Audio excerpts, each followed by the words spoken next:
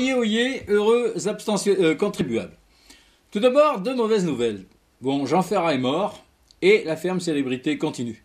Enfin, je pourrais dire 2000 mauvaises nouvelles, parce que ça va sans doute donner des idées à Francky Vincent, dont j'avais jamais entendu parler avant, je suis désolé, et qui est l'auteur du fameux tube Tu veux mon zizi? À mon avis, il va en profiter pour rendre hommage au poète en nous pondant pourtant que ma quéquette est belle, ou un truc dans le genre. Enfin bon, la nouvelle star continue aussi. Vu le score du FN au régional, ça m'étonnerait que Michel Sardou ne tarde à nous gerber un nouveau tube du style Ma France, mais bleu, blanc, rouge, et des tonnes d'autres bouses faites pour scotcher le prolo devant son poste afin de lui éviter de penser, se portent à merveille. Même petit Sarko et puis Mitterrand, ils ont pleuré Jean Ferrat, un homme de conviction, un chanteur sincère, et vas-y que je te tartine. Comme quoi, il n'y a pas de limite à la démagogie, mais ça, c'est pas une nouvelle. Ces deux couillons, je les imagine bien passer des vacances à Entraigues, chez les ploucs là-bas, à jouer aux boules en dégustant la tome de chèvre et en chantant Deux enfants au soleil, tu parles, mon cul. Oui.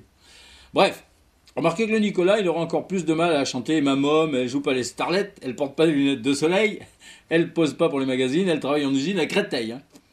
Quoique, d'une certaine façon, si on en croit les rumeurs, il semblerait que la Carla, elle continuerait à usiner pas mal au niveau à un certain niveau, quoi.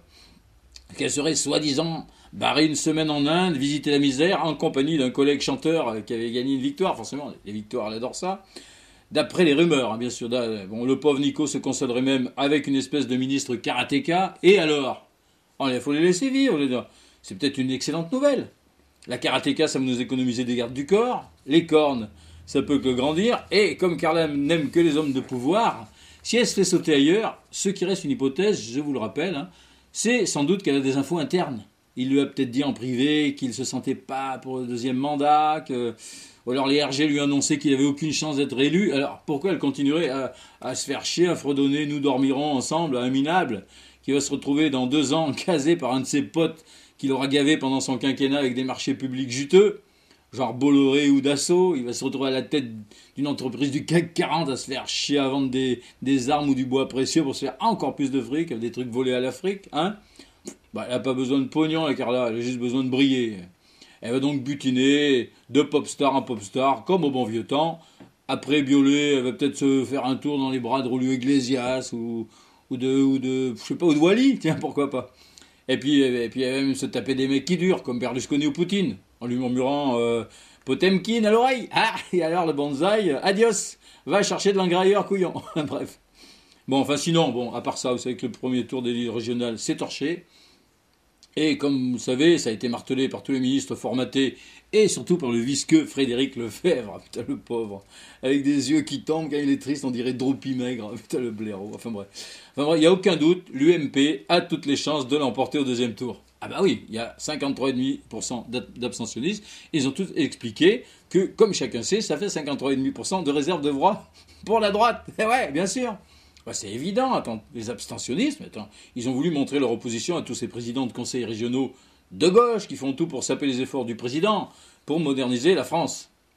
Les abstentionnistes, maintenant, ils sont pas dit que ça, les abstentionnistes. Qu'est-ce qu'ils ont dit? Alors, ils ont dit, d'après un sondage, ils ont dit que, un sondage, l'Express, Le Figaro, Minute, Pif le chien, ils en ont profité pour dire à Nicolas qu'il devait se dépêcher de réformer les régions, en imposant de préférence un scrutin, un seul tour pour éviter que les petits partis parasites viennent faire chier, polluer les élections. Alors qu'est-ce qu'ils ont dit les abstentionnistes? Ils ont dit sans doute que Carla serait vraiment une salope. Attends, j'ai bien dit serait une salope, mes avocats sont témoins. Si elle larguait notre bonsaï de la République pour aller se fourrer dans un autre plumard, ils ont dit que la destruction des services publics et sociaux n'était pas assez rapide, qu'il y avait bien trop de fonctionnaires, trop de noirs, trop d'arabes, des délinquants, des sans-papiers, pas assez de radars, pas assez d'Éric Zemmour, pas suffisamment de catastrophes, où Nicolas peut venir faire semblant de compatir avec les victimes, tout en profitant pour soutenir les listes de la majorité, mais alors sans les soutenir, il y tient énormément, comme il dit. Bref, les abstentionnistes, en résumé, ils ont juste voulu dire qu'ils étaient tous de droite. Et qu'au deuxième tour, ils allaient élire rien que les présidents des conseils de droite, afin de provoquer un tsunami de droite et permettre à la droite de réaliser un grand chelem de droite, avec plus de 70% des suffrages enfin exprimés, et la gauche, dans les choux, et même Georges Frêche. Voilà ce qu'ils ont dit les abstentionnistes, vous avez compris? Bon. C'est pour ça que tous nos ministres vont laisser tomber le boulot pendant 15 jours et parcourir la France aux frais du contribuable, de droite bien sûr, comme tout le monde, pour convaincre le populo de droite d'aller aux urnes. Bref, le gala des enfoirés, mais des vrais cette fois-ci. Que c'est beau la vie, comme disait Jean Ferrat. Alors, amis abstentionnistes et les autres, vous savez ce qu'il vous reste à faire. Allez tous voter pour les socialistes et les Verts, ce qui permettra à Frédéric Lefebvre de dire dès lundi, vous voyez, c'est la preuve qu'ils sont encore plus de droite que l'UMP. Voilà. Lefebvre, sa façon de rendre hommage à Jean Ferrat, c'est de faire en sorte que dans sa tête, ce soit toujours nuit et brouillard. Toutes ces bêtises et bien d'autres sont sur schrazland.com. À la semaine prochaine.